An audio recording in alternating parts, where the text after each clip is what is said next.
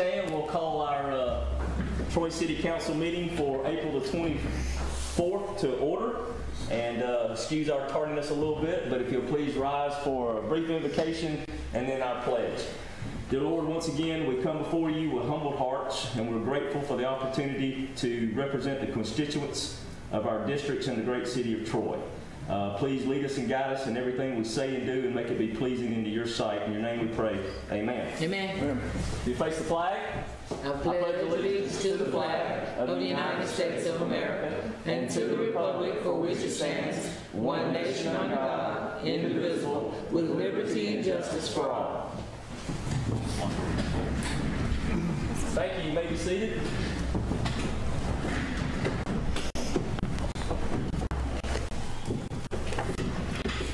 We met upstairs at 4 o'clock for executive committee meeting, and the clerk will note all of our members were present, and all of our members are present here as well. We met at 4 o'clock in executive committee to discuss our agenda items, and from there we have moved down here. We do not have any committee reports.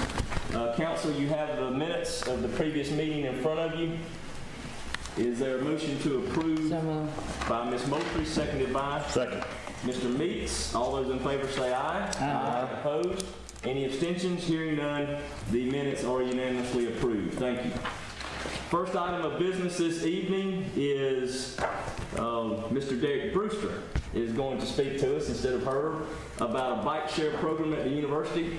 Derek, if you don't mind, come forward and state your name and your position at the university, and then give us a description of the program. Great. Thank you, sir. My name is Derek Brewster, and I serve as the Associate Dean of Students at the university. I'm here in place of Dean Reeves, and I'm coming to talk about a bike share program that we're implementing on our campus for fall 2018. I have some documents in regards to that bike share program. You're finding now a lot of our higher education institutions are implementing a bike share program to be able to accommodate some of the transportation needs of their students that they are having on their campus. So we are partnering with a bike program called SPIN. It's based out of California. They have 18 collaborations with other higher education institutions within the United States. Even though they are based out of California, they have a regional office in Texas with the hope of implementing another office in Atlanta to be able to serve our area. So with this pilot bike share that we're trying to implement in the fall, we'll have 150 bikes available to our campus to serve our students, our faculty and staff members. There are no costs to these bikes to be associated with our campus. There's no service from our staff members or faculty members in regards to these bikes. They provide the maintenance, they provide the staff for these individuals to be able to keep the upkeep of these bikes. And what we're hoping for is that the city allows for us to have some bike racks here downtown so that we can be able to migrate our students from the campus to the downtown area, or vice versa from downtown to the campus. Because I know one of the goals is that for us to have our students to come better within the city of Troy, especially downtown with all the businesses that we have here. Each of the devices you see on the bike, we have a GPS. So the students can use their apps on their phone to be able to get a code and hit on that GPS, and that bike will charge them 50 cents every time that they utilize the bike. So for instance, if they pick up a bike from downtown and drive that bike to one of their apartment complexes such as the ARC, once they park that bike there and lock it back, the charge stops for that usage of the bike. For instance, if another student come and utilize that bike, that person can drive it to different locations within the city as well as on campus. But as soon as they lock the bike up, all charges stops in regards to the using that bike. The GPS system, as you see on the bike, is a solar panel. So that keeps the bike charged up. I mean, that's keep the GPS working in regards to the solar panel. As I indicated, no services in regards to the university. That company hires all of their employees, mostly part-time student workers, to be able to take care of the maintenance and keep the upkeep of those bikes. Once the SPIN company gets here within the city, their hopes is to be able to find a facility to lease and to house all their bikes for maintenance purposes at that facility. So in regards to our higher education proponent of this initiative, our students are responding well to being able to provide this transportation service to them. I think it'll be a great endeavor or initiative to be able to have those bikes be housed in different locations within the city of Troy as well. Any questions? Thank you. Any questions from the council? Mr. Brewster at this point? I think it's a really interesting concept, one that we probably aren't familiar with yet, but it sounds great. I know from the downtown plan, there was a survey a couple of years ago, and we were very surprised to hear the interest in bikes, particularly downtown to the campus. So I think that would definitely fill a need.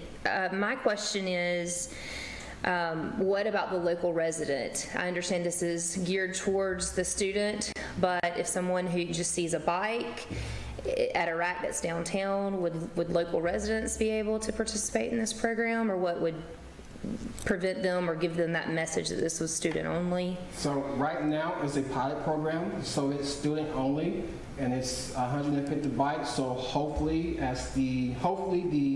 the program will be able to strike interest from the local community and to be able to offer that initiative to them as well. Okay. Because it also has a concept of health and wellness for those individuals as well.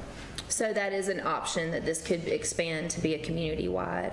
Yes, that would be the goal. Yeah, okay. Good, because I would like to see that not only residents use it in the downtown area and the bike path, but maybe also out at the rec department, where they could use it on those paths on Windsor Road at some point in the wellness aspect of things, health and wellness. So thank you.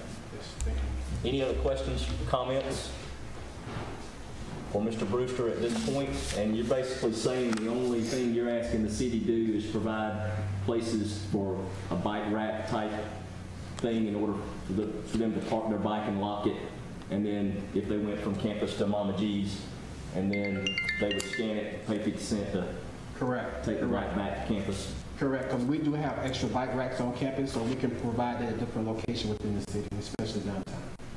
And we've got some bike racks downtown now, don't we, Melissa? We got some regular bike racks. So, and we'll work with them on that. All right. Thank you. Great, thank you all. Thank you, Mr. Brewster. Appreciate you coming and providing us that information. Our next item is Miss Margie Barrow and Miss Cheryl Shipman to talk about community discussion.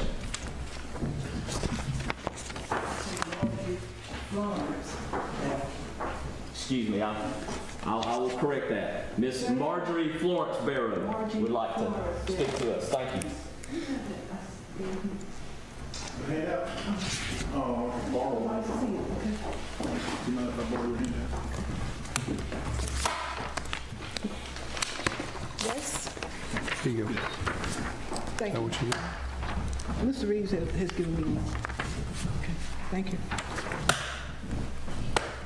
I'll try to be as brief as possible. Thank you. I am you can call me a civil rights leader, a civil rights advocate for the community and for everybody. And I've been doing this since the 70s, taking part in elections also from time to time. I appear before all of you because, first of all, I want to express my condolences to my family who lost a loved one due to a murder and a shooting and a killing in cold blood that should not have taken place. And I want to, my family is the Barrow family. Mr. Bobby Tremaine Barrow is somebody I helped to bring up as my own child through the school system, through the Department of Human Resources, and everywhere else. So we love him. We love our family. We want some justice. I said we want some peace. We don't want no crook police, because we have a problem with people shooting, people dying in this community in cold blood, and somebody claiming they did it in self-defense. When this is a well-known drug dealer, I have seen them operate, run crack houses. Crack houses should be closed down. We shouldn't put our arms around crack houses and drug dealers. We should try to get them off the streets to make the community more safer for everybody. And I know a lot of times when you call the police, they seem as if they don't even know what you're talking about, and they don't care what you're talking about. We're concerned about all the shootings that nobody has been arrested for. Somebody should have been arrested for those shootings. We need better policing in our communities, because this is not New York City. I have lived in New York City. This is not New York City. And with some better policing and some law enforcement officials, we can make the streets more safer for everyone, because it's our children that has to come along. I had to be in the hospital the night they brought Bobby Tremaine Barrow in the hospital. I was there the whole time, and the way he suffered and the way I saw him suffer in Montgomery, Alabama at Baptist Hospital, you know, and then the police is, I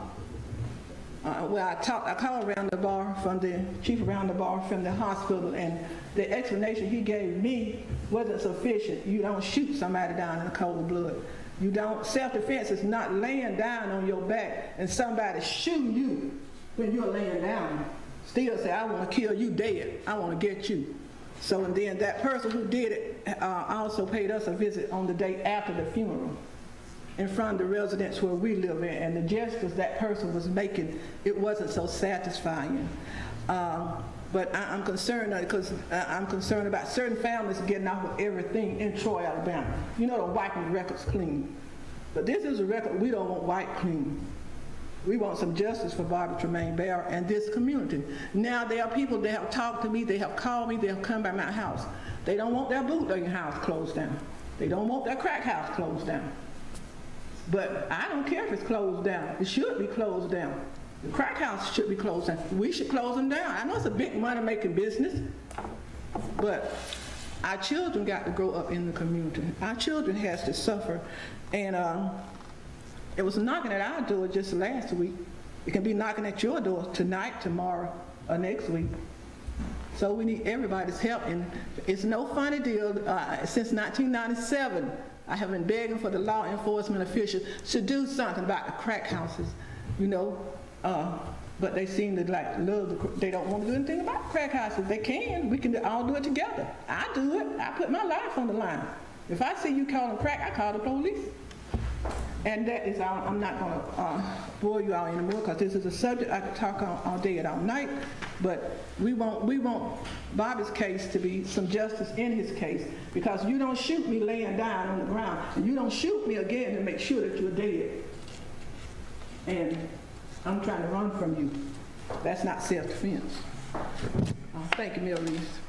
Thank you. Hey, thank you all for listening.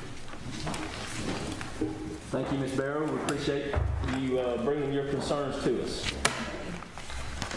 All right, council, the next item on our agenda is a proclamation recognizing Municipal Clerks Week. And Municipal Clerks Week is May the 6th through the 12th. And we will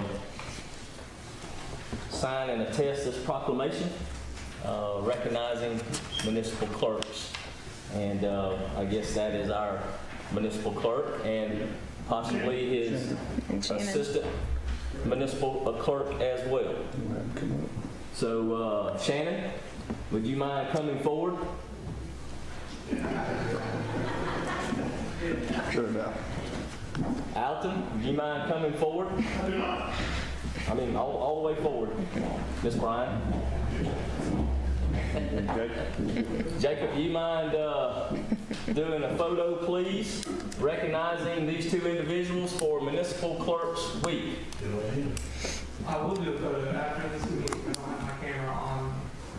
Wait, okay, that'll be fine. Melissa, will you take a photo of them, and then when the meeting's over with, a photo with the entire council, with our municipal clerks?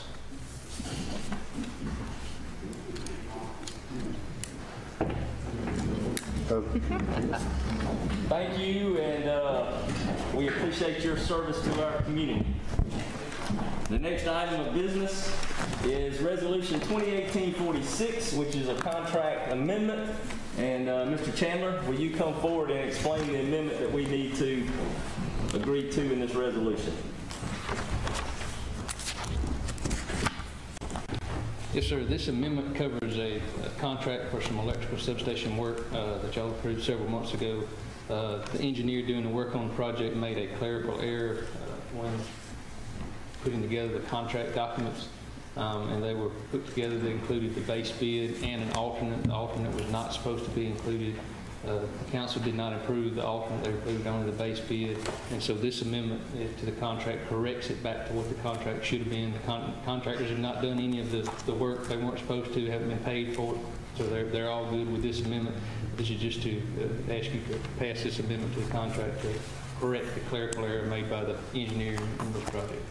All right. Thank you, Mr. Chandler. From the council, are there any questions or comments regarding this resolution?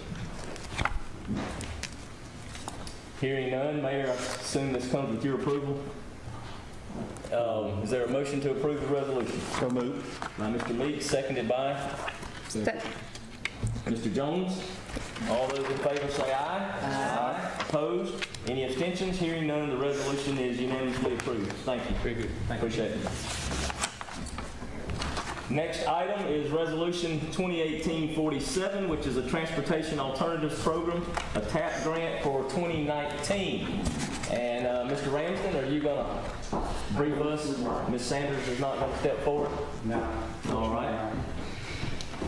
Thank you, Mayor, Council. Again, as Marcus said, this is for a TAP application for the 2019 fiscal year. To just remind you, you do have an application in with DOT right now for the 2018 fiscal year. This project will be on Murphy Street, going from Hillcrest to South College. You should have the cost estimate in front of you and the maps. The application is due at the end of this month. The total construction cost of the project is $572,000. This is an 80-20 match, so the federal share is $457,502, and the city match would be $114,625. You have done some improvements on Murphy Street in the past, and that will obviously strengthen this application. We would have concrete sidewalks, as we are doing on other projects in town, and probably a boardwalk to go through the Saginaw Road. Okay? So I'm asking tonight is a resolution to approve the application, and we will complete it and turn it into DOT. And Tim, as you complete the application, as we talked about upstairs, there's a portion that we might, you don't know if we can, or would you look into the possibility of doing that? And Melissa and I talked about it when we come out, and I think that is eligible because your project right now is segmented. So I think we can do that. We'll include it, but we'll do it as an alternate. Okay. So yeah, we can include that as well. Any questions from the council for Mr. Ramsden on the TAP application? Hearing none, is there a motion to approve? So moved. By Ms. Baker, seconded by? Second. Mr. Jones? All those in favor say aye. Aye. Opposed? Any abstentions?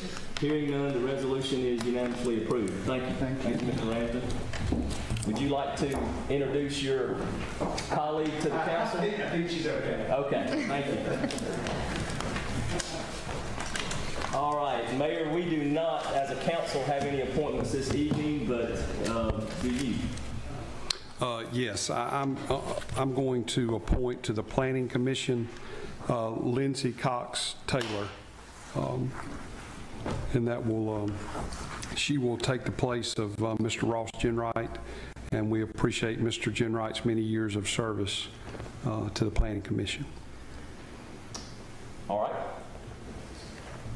That being said, we appreciate that. Do you have a report or any comments that you'd like to make? I would just say this weekend is Troy Fest. I had the opportunity to go up very briefly to their final meeting. A lot of volunteers worked very hard to make that happen, a lot of city staff.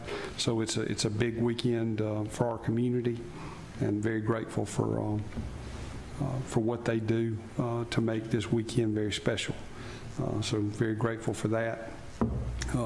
I would just say in closing, one of the most difficult times,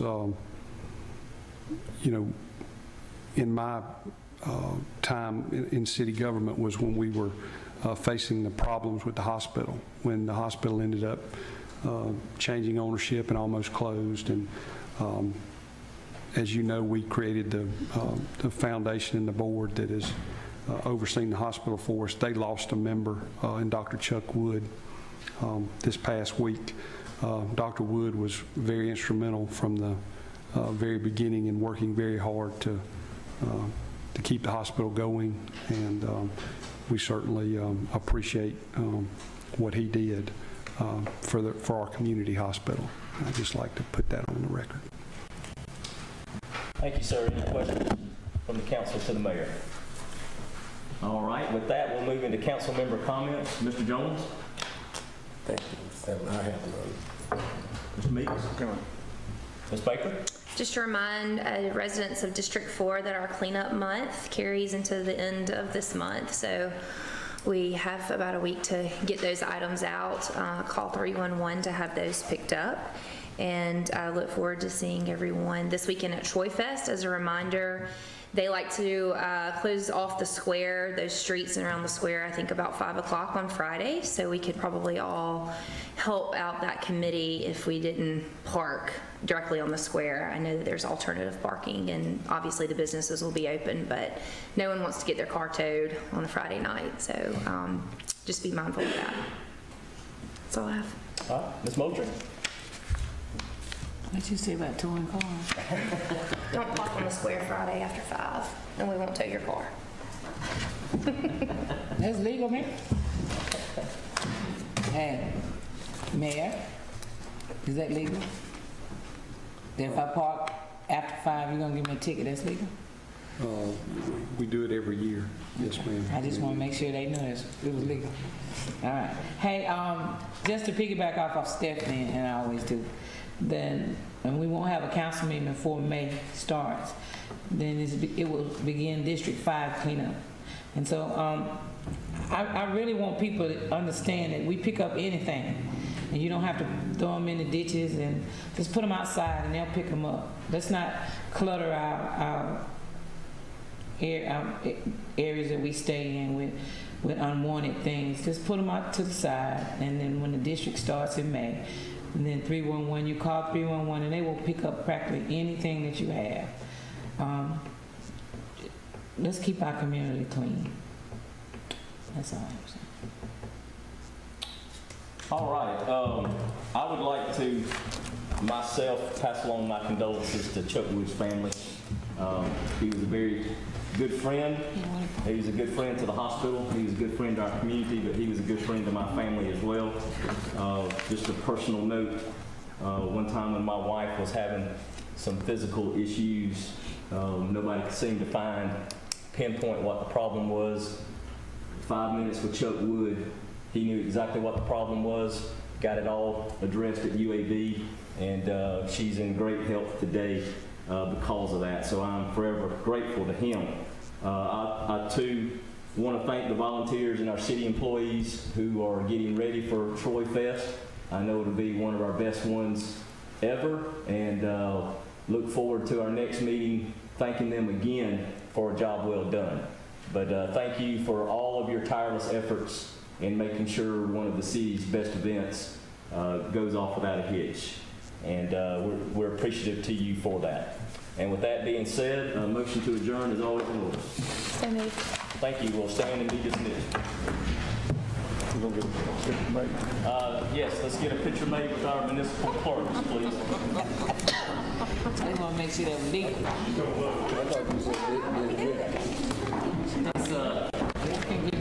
Now we know why she came dressed up for work today. Go. When a visitor presses the button, Troy Cable Security sends a live video feed to your smartphone so you can see, hear, and speak to the person at your door. With the doorbell camera, you can have your porch light turn on automatically when it detects motion at night to create the appearance that someone is at home. You can view video clips so you can always know who stopped by when you were out. Troy Cable Security. You love them, protect them. There are many different offices in city government, and each one has a phone. Keeping track of all those numbers is a huge challenge. The good news is you don't have to. There is one simple 3-digit phone number for city information and services. It's 311. Good morning, City of Troy 311. May I help you? Call 311 for questions about your recycling, garbage pickup, to report a stray dog in the neighborhood, if there's a pothole that needs filling, to report power outages, limbs on the street, and much more. City of Troy 311. 911 is always the number to call in case of an emergency, like a fire, a crime in progress, or a medical emergency. 911 is for emergencies. 311 is for everything else. You can download the City of Troy's 311 app from the App Store or Play Store. Remember, for city information and services, call 311. For more information, check out the City of Troy's website at troyal.gov.